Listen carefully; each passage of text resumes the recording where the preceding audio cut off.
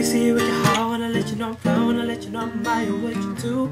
The more I need to reassure you. What I know of my mother and my grandmother, who I'm named after, they went through a whole lot.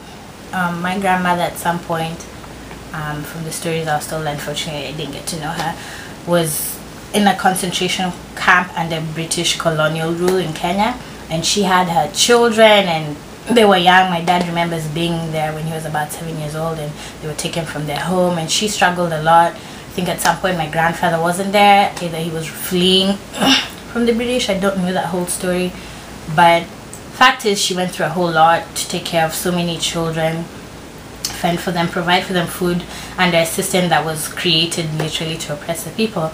Yet she was very graceful. So I think submissive sometimes is misunderstood as, oh, you need to be like just listen and humble and have no point of view. No, it should be more so carry yourself as a lady, as graceful through the struggles. Even if you've been through so much, you don't have to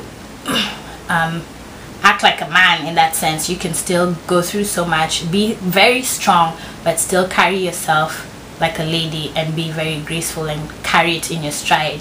Give you one example.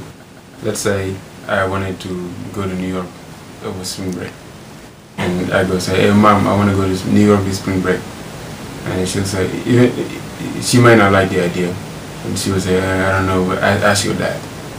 And then I go ask my dad. If he says yes, but she doesn't really want me to go, she'll probably talk to him maybe when I'm not there, and then explain to him why she doesn't want me to go. And that, most of the time my dad will change his mind and come and tell me, Papa, I thought about it, but you shouldn't go. And this shows that even though she's submissive because she's letting my dad make the decision, outwardly. So even though she's being that submissive, she still has the power in the household. And this is just one example where the reason why she says go ask your dad is because she realizes that a man naturally wants to be treated like a man. You want to be the one to make the decisions in your house. So the woman doesn't mean she's submissive. It just means she lets him appear to be the one making the decisions when what really happens in the background is she's the one influencing. For a female to take the mindset that a man is trying to control you or trying to tell you what to do, and so you tell yourself, well, I can't let him have the best of me, right? That's not really the ideal in terms of being submissive. Being submissive really has to do with, as a female, you being able to compromise with your partner, and vice versa for the male being able to compromise with the female. Now, in understanding that compromise, okay, in terms of using it in terms of submission, and understanding that compromise, which means that you want the male to lead, and as a female you want to be supportive, but at the same time in which the man is leading, you as a female is also being very corrective. And what I mean by that is, if a male is leading you and your children are leading you down the wrong path, it is your responsibility then to correct him, to get back on the right path, to do what's best for the relationship as well as what's best for the family. So in most cases, we find that relationships to be very, very successful if females as well as males are able to be submissive in the sense that they allow the male to lead, but they're willing to correct the man when he makes mistakes.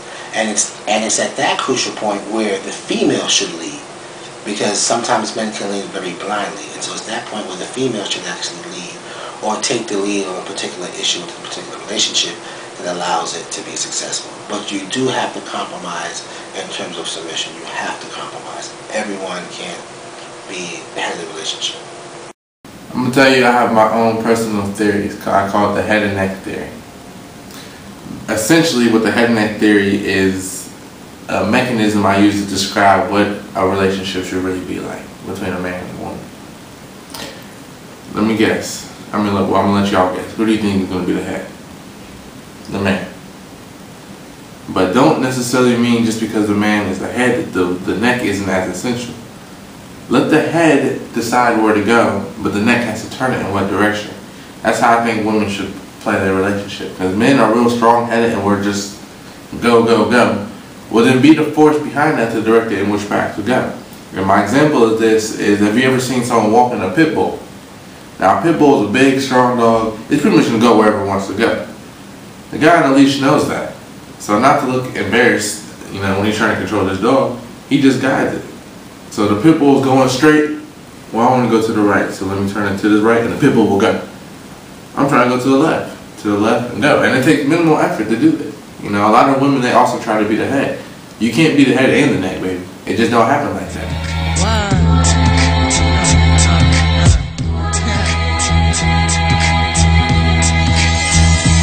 You're just too good to be true. I think the whole knight in shining armor thing does not really exist. The media just makes us believe that it exists, but literally we're all just human beings. We all have our fears, we all have our weaknesses and mistakes we've made, and maybe mistakes that we still make. But I think that idea of a knight in shining armor is just a Disney thing, or all the movies we watch. And it goes the same for the men. You know, the men want woman, you know, sexy model, but she's an entrepreneur at the same time, or got her college degree and Miss Independent, and she can cook and she can clean, you know, and have all his babies and take care of the, you know. And then we want, you know, this knight in shining armor, come rescue me. You know, we want him to be successful financially, you know, well educated, at the same time, you know, no flaws at all. Like, just kind of, it's just the media, and I personally don't think it exists. I think what you need to at least know is what you want in a person and what you don't want, but accept that they are going to be human, that they are just going to be merely men, and that we're going to be merely women. Like, you're not gonna get it all. That's just, you know, the rap songs just have us thinking like all sorts of crazy things. In that case, I think sometimes with black women, this is an issue with, I think, black things, period. I'm gonna go into politics with this. A lot of times when it comes to, like, for example, like revolution and all this other stuff, it's people are so focused on what they don't want, they're not really focusing on what they do want. And so we look at an example in Egypt, right? They fought for what they fought for, right? They fought because they didn't want that the current government that they had. So they rebelled and they overthrew it. But then what did we replace with? A military coup. Why? Because they didn't know what the hell they wanted. And so they replaced it with something that they had no clue. They didn't think that far. I think that a lot of times black women, they go through these terrible relationships, so they're tallying what they don't want instead of turning it into something positive and saying, okay, well, this is what I do want instead. I think it depends on how you define the knight in shining. I mean, and for everyone it's different. So for instance, if the knight in shining armor is a man who spends time with his children, then if that's your ideal knight in shining, then yes. If your knight in shining armor is the definition of a man who just can hold and maintain a job, who's not a drug abuser or into drugs or selling drugs, then yes. So I think a lot of black women, or women in general, do want a knight in shining armor. I think sometimes where we have these pitfalls is the different type of expectations that we put in terms of a knight in shining armor. And so what we tend to do, and especially black women, is that we use the word "and" a lot.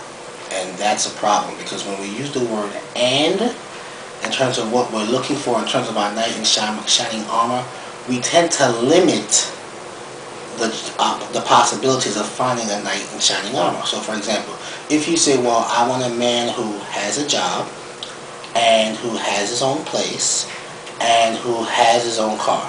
Okay, so that right there says that he has to have 3 things just to be with you, right? Because that's your knight in shining armor, right? So now, if he has his own car, but he doesn't have his own place, well then he's not your knight in shining armor, because your list consists of a car, a job, and his own living arrangement. So what I try to teach young females is that instead of using the word "and," look for the word "or." So in the case they say, well, I would like a man to either have a car or have his own place. What you've done now is you've broadened your possibilities of knight in shining armors, because you're saying it's possible I might find a man who has both, a car, and his own place. But if not, I know I can find a group of men who definitely will have a car and a group of men who might just have his own place. And the question you have to ask yourself then is, what are you willing to work with? What are you willing to settle for? And I think if we look at it from that perspective, I think a lot more women will be able to find that knight in shining armor.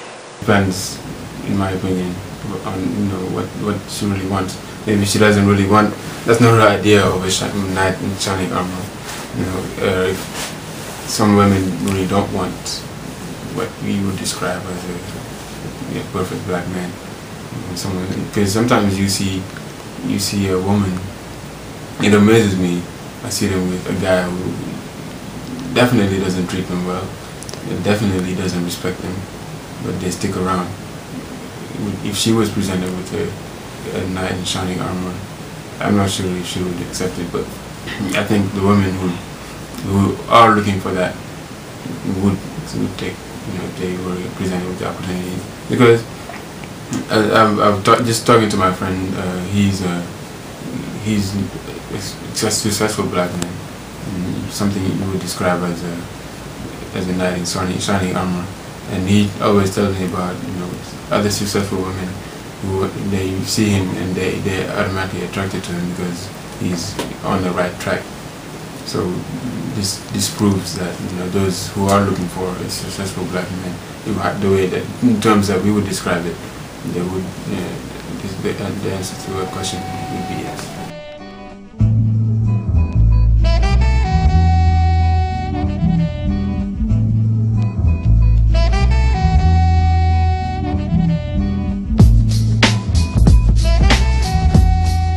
Problem why a lot of relationships aren't really working out within the community is people have played up the negatives so much. Before we were brothers and sisters, but today I don't want to get foul in my language, but it's different today, let's just say that. And I think that we are our own worst enemies, who brings us down more than we do ourselves. Women are constantly saying that all men are dogs, or all the guys are saying women are easy out there, like I don't know, or it's just crazy. And I think that what needs to be done is to go back to that level of respect that there was. That needs to come back if that's gonna fix the situation of the family and marriage situation within the community. It's just that understanding that first of all, if you're against each other, then everybody's against you, including yourselves. First of all, you have to realize that nobody can fight for you other than yourselves, and for what you need, and for the community to progress. The family unit is so important. Fathers are not out there to raise their kids, women are out there struggling or just having several kids, many men. And it just needs to go back to that level of respect for each other, I think. You have to really recognize and understand it, which sometimes people don't really want to take time to do. They just say, who wants to sit and talk about problems anyway? And once you do, there needs to be dialogue. Needs to be I personally I'm also baffled by what would be the solution, but maybe what needs to happen is find out where that broke. Where did it break, first of all? Because they take the 60s, 70s, things weren't like this. Community was more tight-knit, started changing 80s, 90s. So at what point did it break and why did it break? And from there, it's like try to figure out how we can get back, how we can get the people back together. But respect is a big thing, and love and appreciation for each other. Maybe if we recognize that, the struggles are the same where you are, and you need to uplift your brother, your sister, and essentially that will be your mother, your daughter, who you're also uplifting. Don't always just see it as a